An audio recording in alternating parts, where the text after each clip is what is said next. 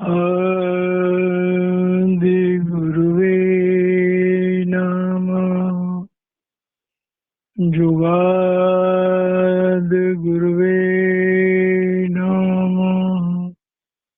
सतगुरुवे नमः। श्री गुरुदेवये नमः। सावन कृपाल रूहानी मिशन के मौजूदा सदगुरु संत राजेंद्र सिंह जी महाराज की असीम कृपा से हम सब भाई बहन स्पिरिचुअल टॉक्स चैनल पर सत्संगों का आनंद ले रहे हैं। यह हमारा परम सौभाग्य है कि हम स्वामी जी महाराज की पवित्र रचना सार वचन के माध्यम से सत्संगों के जो शब्द है उनको समझने का प्रयास कर रहे हैं। आज हम ले रहे हैं वचन 16वां और शब्द पहला।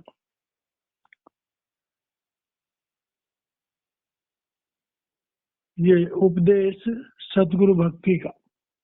पहले हम इसका उच्चारण करेंगे और फिर इसके आंतरिक मतलब को समझने का प्रयास करेंगे। यह तन दुर्लभ तुमने पाया, कोटि जन्म भट का जग खाया। यह तन दुर्लभ तुमने पाया, कोटि जन्म भट का जग खाया। अब या को बिरथा मत खो,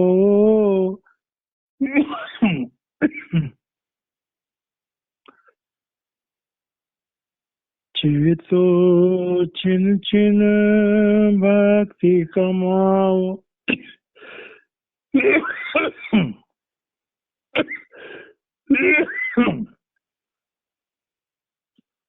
अब या को बिरथा मत खो,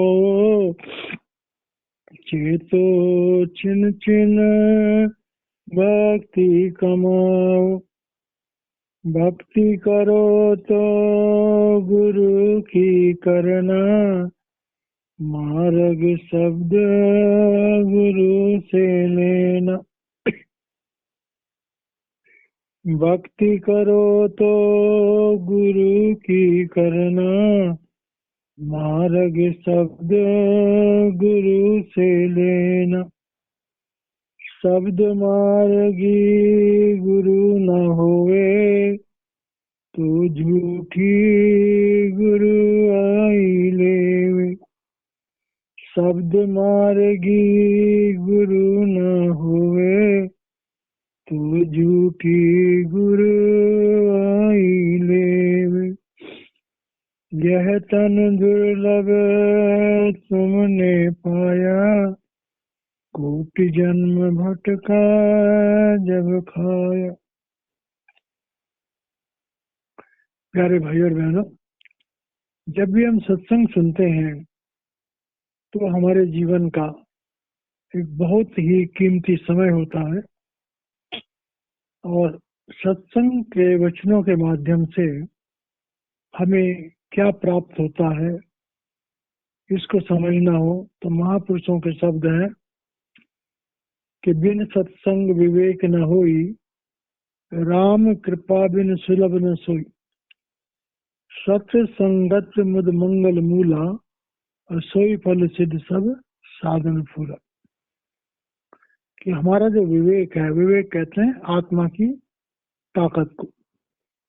तो आत्मा की जो जब हमारी डेवलपमेंट होती है तो हमारा विवेक जागृत होता है। विवेक कहते हैं उस इंटेलेक्ट को, उस शक्ति को जो हमें सत्य और असत्य के निर्णय में करने में सहायक होती है। और ऐसे गुरबाणी में भी आता है कि सत्य संगत साध पाई बड़भागी, मन चलतो भयो अरूढ़ा। अनहद धुन बाजहि नित बाजे, हरि अमृत धार रस लीड़ा।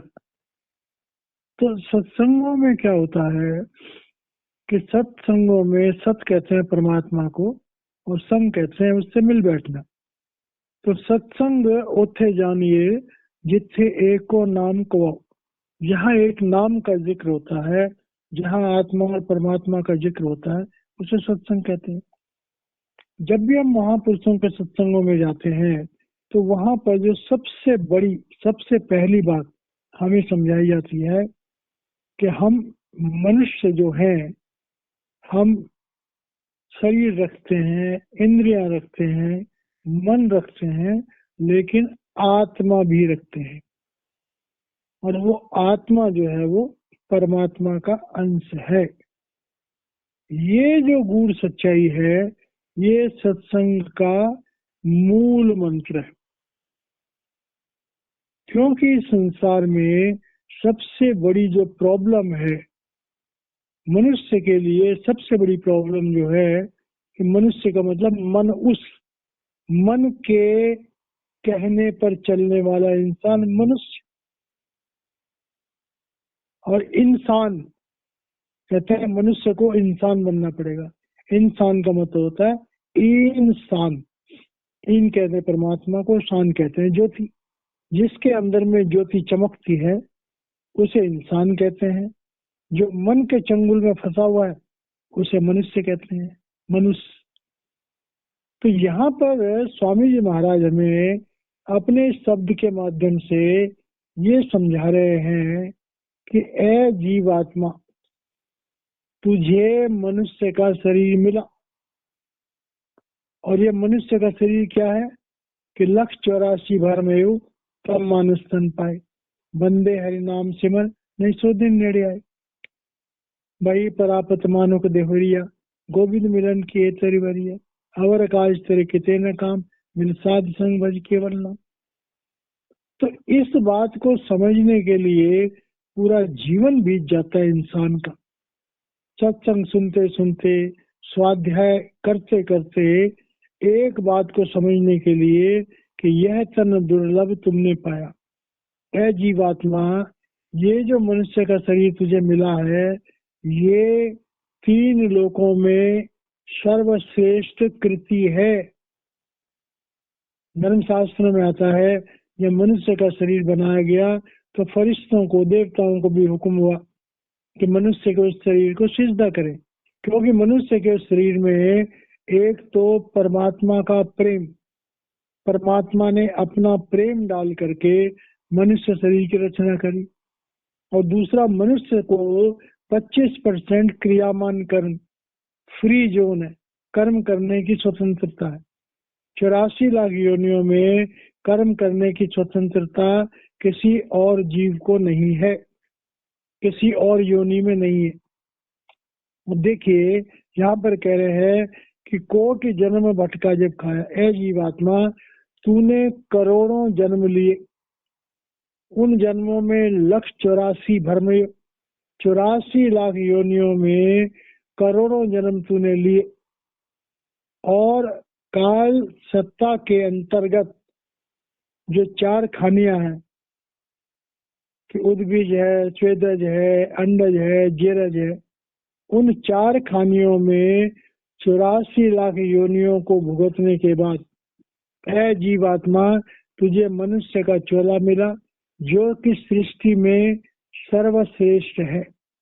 और उस मनुष्य के चोले में परमात्मा का प्रेम, परमात्मा का प्रेम जब हम कहते हैं तो वो क्या चीज होती है?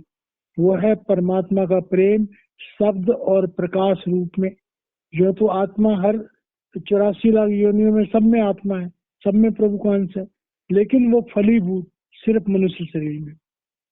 सिर्फ मनुष्य ही प्रभु की उस ज्योति और प्रभु के उस शब्द को देखने वाला और सुनने वाला होता। तो इतनी बड़ी दात जो है प्रभु ने जब जीव आत्मा को दी मनुष्य के चोले में।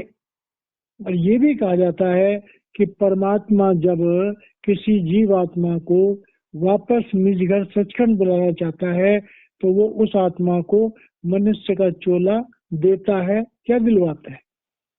अब दिलवाने का मतलब तो यह है कि काल के विधान के मुताबिक और देता है का मतलब, तो ये धर्म शास्त्रों में आता है कि जब महापुरुष दुनिया में आते हैं, जब वो परमात्मा किसी संत महात्मा के चोले में प्रभु की पूरी सत्ताओं को लेकर के आता है, तो उसमें इतनी ताकत होती है कि वो जिस मर्जी रूह को चाहे मनुष्य का जन्म दे सकता है। ऐसे कहा जाता है कि महापुरुष जब पृथ्वी पर साधारण काम करते होते हैं, उनके पैरों के नीचे कोई कीड़ा भी आ जाए उसको भी मनुष्य जन्म मिल जाता है। अगर वो किसी पेड़ की टहनी को तोड़ दें तो उसको भी मनुष्य जन्म मिल जाता है। वो किसी पेड़ का पत्ता तोड़ करके इस्तेमाल कर लें उसको भी मनुष्य जन्म मिल जाता है। और यहाँ तक कि महापुरुषों की जिसके ऊपर दृष्टि पड़ जाए उसे भी मनुष्य जन्म मिल जाता है। तो इस तरह से जो मनुष्य जन्म है, जो मनुष्य का चोला है, उसका महत्व समझना हम इंसानों के लिए बहुत जरूरी है। तो ये बात जो है विभिन्न धर्मशास्त्रों में प्रूव हो चुकी है कि भाई मनुष्य का चोला जो है वो कई जन्म, लाखों करोड़ों जन्म लेने के बाद तब मनुष्य का चोला मिलता है। अब जब मनुष्य का चोला हमें मिल गया तो उसमें प्रमुख बात जो है, एक तो क्रियामान कर्म है और दूसरा 25% फ्री जोन है। तो जब मनुष्य का चोला मिल जाता है तब क्या करना चाहिए? अब या को वृथा मत खो, चेतो छिंचन भक्ति कमो। अब देखिए कि मनुष्य जब इंसान बन जाता है तो हम ये देखते हैं कि हम दुनिया में जब जन्म लेते हैं, हम किसी भी देश, किसी भी जाति, किसी भी धर्म, किसी भी मत में जन्म ले सकते हैं। जब हम जन्म लेते हैं तो हर सेगमेंट में अपने अपने तरीके होते हैं धर्म के। कोई हिंदू है, कोई मुसलमान है, कोई सिख है, कोई ईसाई है, कोई बौद्ध है, कोई जैन है। अब जब इंसान पैदा होता है तो एक बात प्रमुख है कि हर धर्म में प्रभु को याद करने का कोई ना कोई तरीका जरूर होता है। ऐसा कोई धर्म नहीं कि जिसमें प्रभु प्राप्ति के लिए प्रभु को याद करने का प्रावधान ना हो। कुछ नास्तिक लोग हो सकते हैं कि जो डायरेक्ट प्रभु को न मानते हैं, वो किसी और चीज को मानते हैं। तो कह रहे अब याको वृथा मत को। स्वामी जी महाराज कह रहे हैं, ए जीवात्मा, ये गोल्डन पीरियड तुझे मिला है, ये मनुष्य का जो चोला मिला है, ये तेरे लिए एक वरदान है। अब ये वरदान जब तुम्हें मिल गया है तो इसको वृथा मत खो। अब ये बात समझने वाली है। वृथा मत खो का मतलब कि मनुष्य के जीवन में रह करके अगर हमने पढ़ लिया, गुण लिया, शरीर को तंदुरुस्त कर लिया, दुनिया की दौलत इकट्ठी कर ली, या और भी बहुत सारी भौतिक चीजों को हमने इकट्ठा कर लिया, प्राप्त कर लिया, तो भाई वो सब तो नाशवान है। वो चीजें भी नाशवान है, हमारा शरीर भी नाशवान है, तो बेकार चली गई। तो वृथा मत खो का मतलब है कि हम कोई ऐसा काम करें, हम कोई ऐसी कमाई करें कि जो कमाई इटरनल हो, जो कमाई अविनाशी हो। तो कह रहे अब याको वृथा मत खो, चेतो छिंचन भक्ति कमो। अब ये बात समझने वाली है कि अपनी आत्म जागृति के साथ हमने भक्ति करनी है। अब जब हम भक्ति के रास्ते पर चलते हैं तो हमारे समाज में, हर धर्म में दो पहलू होते हैं। एक होती है अपरा विद्या, जिसे हम कर्मकांड कहते हैं, जो मन बुद्धि के द्वारा, इंद्रियों के द्वारा किया जाता है। उसमें तीर्थ आते हैं, व्रत आते हैं, परिक्रमाएं आते हैं, योग साधनाएं आती हैं, हवन आते हैं, भंडारे आते हैं। तो ये अपरा विद्या। तो भक्ति जो है, हम संसार में देखते हैं कि 80% से भी ज्यादा लोग इस अपरा विद्या की भक्ति में लगे रहते हैं। अब इस अपरा विद्या की भक्ति में लगने के बाद में हम जब ये देखते हैं कि क्या उन्होंने आत्म जागृति को प्राप्त किया, तो यहाँ पर आके कहानी खराब हो जाती है। अपरा विद्या के किसी भी साधन के द्वारा जब कोई भाई बहन भक्ति करते हैं और उनसे ये कहा जाता है, क्या आपने अपने आत्म तत्व को पहचान लिया? क्या आपने उस प्रभु सत्ता के साथ जुड़ने का सौभाग्य प्राप्त कर लिया? तो हर इंसान बड़ा अजीब सी बात करता है, बड़ा अटपटा सा फील करता है, क्योंकि आम आदमी तो सोचता है हमने भगवान की मूर्तियों को जल चढ़ा दिया, भगवान के मंदिरों में जाकर के दर्शन कर लिए, तो हमारा काम हो गया। स्वामी जी महाराज कह रहे हैं कि भाई हमारी आत्मा जो है, जो इस शरीर में इन मन इंद्रियों के साथ कैद है, इस आत्मा को छुड़ाने का नाम ही अध्यात्म है, और उसको छुड़ाने का तरीका ही भक्ति का रास्ता है। तो कह रहे हैं कि हमें ऐसी भक्ति करनी चाहिए जिससे हमें हमारी आत्म चेतना मिले। जो भाई बहन इस सत्संग को सुन रहे हैं, इस बात का बिल्कुल ध्यान रखें कि जितने भी हमारे धर्म स्थान बने हैं, जितनी भी हमारी धर्म पुस्तकें बनी हैं, ये हमारे लिए एक रेफरेंसेस है, हमारे लिए गाइड है। जैसे कहा गया है कि वेद ग्रंथ गुरु हठ है, जिस लग भाव जब उतारा, सदगुरु आजई न बुझ जाई, जिच्चर धरे न प्रभु उतारा। कि जब तक कोई समर्थ महापुरुष, कोई आत्मज्ञानी महापुरुष हमें हमारे धर्म शास्त्रों का असली मतलब नहीं समझाएगा, तब तक हम लोग भी अपने धर्म शास्त्रों के असली मतलब को नहीं समझ पाएंगे। तो यहाँ पर जो कहा चेतो छिन छिन भक्ति कमाओ। अब चेतो का मतलब आत्म जागृति, छिन छिन का मतलब होता है एक एक पल। अब करो कि भाई ये भक्ति हम करें तो कैसे करें। अपरा विद्या के साधनों के द्वारा जो भक्ति हम करते हैं, उससे हम ये महसूस करते हैं कि उससे हमारा काम सिद्ध नहीं होता। अपरा विद्या की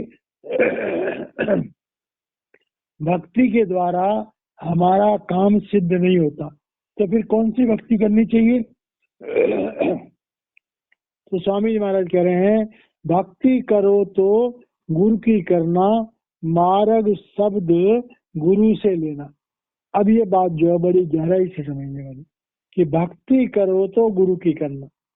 अब देखिए, संसार में जितने भी लोग उस प्रभु को किसी भी तरीके से याद करते हैं, तो उस बात को अच्छी तरह जानते हैं कि पहले हम परमात्मा के साकार रूप, जिसे हम मूर्तियों के रूप में कहते हैं या किसी धर्म पुस्तक के रूप में कहते हैं, तो हम प्रभु को शुरू में मूर्तियों के किसी पवित्र किताब के माध्यम से पूजते हैं, उनके चिन्ह बना लेते हैं और उन चिन्हों की हम पूजा करते हैं।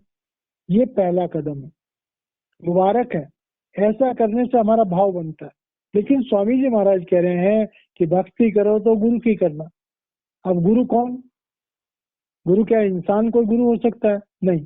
सारे महापुरुषों ने कहा है कि शरीर गुरु नहीं हो सकता। गुरु तो वो परमात्मा ही हो सकता है। जब वो किसी शरीर में काम करता है तो उस परमात्मा की शक्ति जहां पर काम करती है, और वो परमात्मा की शक्ति जो हमें आत्म चेतना दे सकती है, जो हमें आत्म चेतना से जोड़ सकती है, उसी को हम गुरु कहते हैं। तो कह रहे हैं भक्ति करो तो गुरु की करना। अब ये बात बड़ी गहराई समझने वाली। जब गुरु की बात करते हैं तो हम क्या कहते हैं कि गुरु ब्रह्मा, गुरु विष्णु, गुरु देवो महेश्वर, गुरु साक्षात प्रभम तस्मै श्री गुरुवे। तो कह रहे हैं संसार में 3 डिपार्टमेंट है, 3 गुण है, उत्पत्ति, पालन और संहार। तो उत्पत्ति, पालन और संहार के अंतर्गत जो है वो तीनों लोग आते हैं। अब उत्पत्ति, पालन और संहार के जो नियम है उनको समझाने के लिए हमारे पास अनगिनत गुरु हैं, जो थ्योरियों के द्वारा हमें इन बातों को समझाते हैं। लेकिन गुरु साक्षात परब्रह्म तस्मै श्री गुरुवे नमः, जो साक्षात परब्रह्म है उसको गुरु मानकर हम नमस्कार करते हैं। अब साक्षात परब्रह्म कौन है?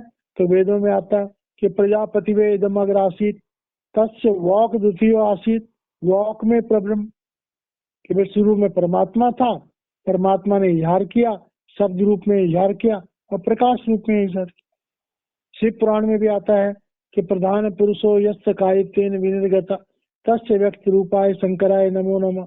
शंकर प्रकाश रूपाय, शंकर प्रणव रूपाय। शिव पुराण भी यही कहता है कि वो परमात्मा जब विहार में आया तो वो ज्योति रूप में आया और शब्द रूप में आया, और लोग उसे शंकर कहते हैं।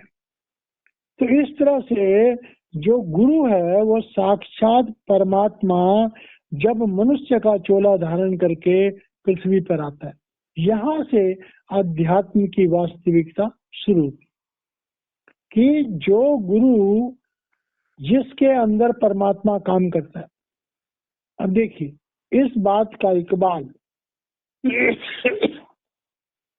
और भी धर्मशास्त्र में है कि परमात्मा जब चाहे गुरु के रूप में आए और चाहे अवतार के रूप में आए। भगवान कृष्ण ने भी कहा कि अवजानन्ति माम मूढ़ा मानुषी तनुमाश्रितम परम भावम अजानन्तो मम भूत महेश्वरम। कहते हैं लोग मूर्ख लोग जो है मुझे मनुष्य का शरीर धारण किए हुए देख करके मुझे मनुष्य समझ लेते हैं, और मेरे अंदर जो परमात्मा काम कर रहा है उस परमात्मा से जुड़ने का प्रयास नहीं करते। तो ये बात जब हम लोग समझने का प्रयास करते हैं तब हमारी जिंदगी में एक समर्थ सदगुरु की जरूरत हमें महसूस होती है, क्योंकि आत्मा और परमात्मा का जिक्र,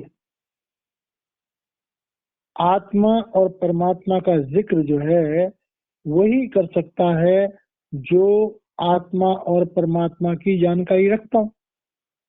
और आत्मा और परमात्मा की जानकारी तो भाई जो परमात्मा जहाँ काम कर रहा है जिस पोल पर वही रख सकता है। तो कह रहे हैं भक्ति करो तो गुरु की करना, मार्ग शब्द गुरु से लेना। अब ये बात बड़ी गहराई समझिए। हमारी आत्मा सचखंड में प्रभु की गोद में थी, प्रभु की इच्छा हुई, प्रभु ने हमारी आत्माओं को अपने से अलग किया और हमारे लिए एक शब्द मार्ग बना दिया।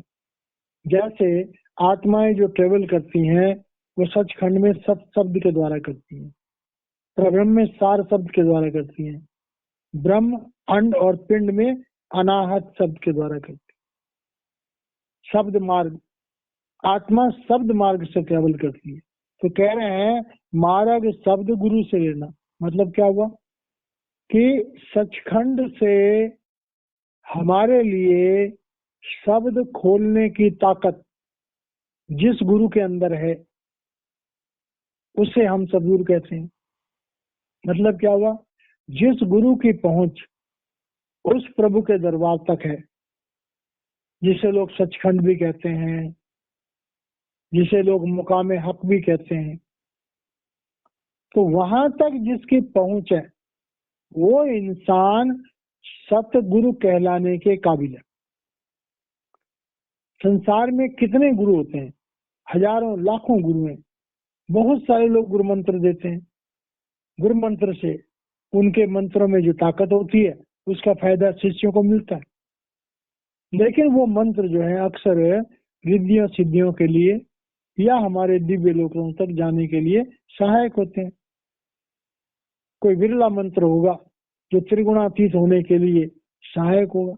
तो यहाँ पर स्वामी जी महाराज कह रहे हैं कि उस परमात्मा के बनाए हुए उस शब्द मार्ग पर जो चलने की हिम्मत रखता है और शरीर से लेकर के और सचखंड तक जाता और आता रहता है, ऐसी सामर्थ्य जिसके पास है उसे हम गुरु कहते हैं, उसे हम सदगुरु कहते हैं। स्वामी जी महाराज कह रहे हैं कि मनुष्य जीवन प्राप्त करने के बाद ऐसे ही शब्द मार्गी गुरु पर, शब्द मार्ग पर चलने वाले गुरु से तुम नाम दान लो। मार्ग शब्द गुरु से लेना, मार्ग शब्द गुरु से लेना का मतलब कि गुरु दीक्षा हमें उस शब्द की लेनी है जो शब्द प्रभु से उत्पन्न हुआ, और हमारे शरीर तक जब गुरु हमें शब्द सुनाता है तो वो शब्द अनाहत शब्द होता है, जो कि पार ब्रह्म में सार शब्द है और सचखंड में सत शब्द है। तो बिना उस शब्द की डोरी को पकड़ करके हमारी आत्मा पिंड को नहीं लांग सकती, और जब पिंड को नहीं लांग सकती तो अंडर ब्रह्म तो और मुश्किल है। तो हम लोग देखते हैं कि जो भाई बहन भजन सिमरन करते हैं अपनी सामर्थ्य से, जब हम शब्द से जुड़ने का प्रयास करते हैं तो बड़ी रुकावटें आती हैं, मन हमें बहुत तंग करता है। लेकिन गुरु के शब्द रूप से, गुरु के उस अनाहत रूप से जब कभी किसी भाई बहन को संजोग होता है उस अनाहत शब्द से जुड़ने का मौका मिलता है, तब हम देखते हैं कि हम बड़ी आसानी से अपनी सूरत को शब्द के साथ जोड़ लेते हैं। आगे फरमा रहे हैं कि शब्द मार्गी गुरु ना होवे तो झूठी गुरुवावी लेवे। अब ये बात बड़ी गहराई से समझिए कि संसार में जैसे पहले भी जिक्र आया है कि कदम कदम पर गुरु हैं। संसार में हजारों लाखों गुरु हैं और हर गुरु का अपना एक एजेंडा है, अपनी एक थ्योरी है, और उस थ्योरी के मुताबिक जो है वो अपने शिष्यों को मार्ग पर लगाते हैं। लेकिन स्वामी जी महाराज कह रहे हैं कि भाई परमात्मा जिस मनुष्य शरीर में काम कर रहा हो उसकी पहचान क्या है कि वो शब्द स्नेही होगा, वो शब्द में लीन रहेगा, उससे शब्द वाइब्रेट होगा, वो हमें शब्द से जोड़ सकता है। ये बात बड़ी गहराई समझने वाली है। अध्यात्म की बात करना, शब्द और प्रकाश की बात करना, शब्द और प्रकाश सुनना भी, ये भी कोई बहुत बड़ी बात नहीं है। लेकिन शब्द और प्रकाश को दूसरों को अनुभव कराना, ये बहुत बड़ी बात है। संत दुनिया में एक से ज्यादा हो सकते हैं, शब्द सुनने वाले एक से ज्यादा हो सकते हैं, लेकिन दूसरों को अपनी ताकत से उनकी आत्मा को बूस्ट देना और उनको शब्द सुनवाना, ये सिवाय एक समर्थ सद्गुरु के और किसी के बस की बात नहीं। तो स्वामी जी महाराज हमें यहाँ चिता रहे हैं, स्वामी जी महाराज हमें यहाँ चौकन्ना कर रहे हैं। वो कह रहे हैं कि शब्द मार्गी गुरु ना हो। जो मनुष्य शरीर धारण करके ज्ञान देता है, इसीलिए स्वामी विवेकानंद जी महाराज ने जब स्वामी रामकृष्ण परमहंस से गुरु दीक्षा ली थी तो पहला सवाल पूछा था कि गुरुदेव क्या आपने प्रभु के दर्शन किए, क्या आप मुझे दर्शन करा सकते हो? तो गुरुदेव ने क्या कहा था, हाँ बेटा, मैं प्रभु को देखता हूँ जैसे मैं तुम्हें देख रहा हूँ, और तुम्हें प्रभु के दर्शन करवा सकता हूँ बशर्ते तुम्हारी दर्शन करने की वास्तविक इच्छा हो। और एक नजर डाली, जरा सा छुआ और स्वामी विवेकानंद जी समाधि में चले गए। जब समाधि खुली तो वो आत्मज्ञान आत्म तत्ववेता बन गए। तो समर्थ महापुरुष की जो ताकत होती है, उस ताकत को लफ्जों में बयान नहीं किया जा सकता। तो स्वामी जी महाराज यहाँ हमें चौकन्ना कर रहे हैं कि संसार में बहुत सारे किस्म के गुरु हैं, और तुम्हें अगर प्रभु प्राप्ति की इच्छा है तो तुम ऐसे गुरु के पास जाओ जो शब्द मार्गी हो। अगर वो शब्द मार्गी है तो वो तुम्हें शब्द मार्ग पर लगा सकता है। अगर वो स्वयं शब्द मार्गी नहीं है, स्वयं त्रिगुणातीत होने की उसमें ताकत नहीं है, स्वयं प्रभु की उस सत्ता से जुड़ा हुआ नहीं है, उसने प्रभु ने उसको नहीं भेजा है, ऐसा गुरु तुम्हें कहीं आधे रास्ते में फंसा देगा। तो कहते हैं कि वो झूठी गुरुवावी ले। तो ऐसे गुरुओं को दूर से नमस्कार करना चाहिए। और वैसे भी निशानी है कि जो समर्थ सदगुरु होते हैं वो नामदान लेने के बाद टका पैसा नहीं लेते किसी से। उनकी अगर हम देखें तो जब समर्थ सदगुरु नामदान देता है तो हमारे संचित कर्मों के बोझ को अपने ऊपर ले लेता है, हमारा काल यहाँ से लेखा फाड़ देता है, हमें अपनी ताकत से शब्द और प्रकाश से जोड़ता है, जिससे हम दोबारा जन्म भी लें तो मनुष्य जन्म से नीचे नहीं जाएंगे। अपने नूरी स्वरूप को हमारे आज्ञा चक्र पर स्थापित करता है, हमें 5 नाम का अभिमंत्रित जाप देता है, और इतना सब कुछ करने के बाद हमें जतलाता भी नहीं है। तो इतना बड़ा उपकार परमात्मा के सिवाय कोई नहीं कर सकता। तो स्वामी जी महाराज यहाँ कह रहे हैं कि जो सच्चा समर्थ सद्गुरु होता है वो एक नया पैसा, एक ढेला भी इतने बड़े काम के लिए नहीं लेता है। तो संसार में ये भी एक फर्क है कि रूहानियत फ्री मिलती है। जहाँ पैसे देकर रूहानियत मिलती हो तो समझ लो यहाँ पर कोई ना कोई गड़बड़ है। और जो गुरु दीक्षा देते समय हमारी आत्मा को परमात्मा के शब्द और प्रकाश से न जोड़ सकता हो, तो ये भी बात सही है कि वो समर्थ सदगुरु नहीं है। तो ये बातें जो है हमें सत्संगों में ही समझ में आती है, इसलिए सत्संग हमारे जीवन में बहुत जरूरी है। तो ये स्वामी जी महाराज जो है इस शब्द के माध्यम से दो बातें बता रहे हैं कि मनुष्य जीवन बड़े भागों से मिलता है, ये हमारे जीवन में सर्वश्रेष्ठ उपलब्धि है, और समर्थ सदगुरु बड़े भागों से मिलता है, वो हमारे जीवन में सर्वश्रेष्ठ उपलब्धि है। तो वो मनुष्य धन्य है जो मनुष्य जीवन प्राप्त करके मनुष्य जीवन के महत्व को जानते हैं, समझने का प्रयास करते हैं। वो मनुष्य धन्य है जिनके जीवन में एक समर्थ सदगुरु आ गए और वो समर्थ सदगुरु से दीक्षा लेकर के उस रास्ते पर चलने का प्रयास करते हैं। तो इस तरह से समर्थ सदगुरु और मनुष्य जीवन का महत्व हमें इस शब्द से मिला, और जो परमात्मा है वो सदगुरु के रूप में पृथ्वी पर हमेशा विराजमान होते हैं।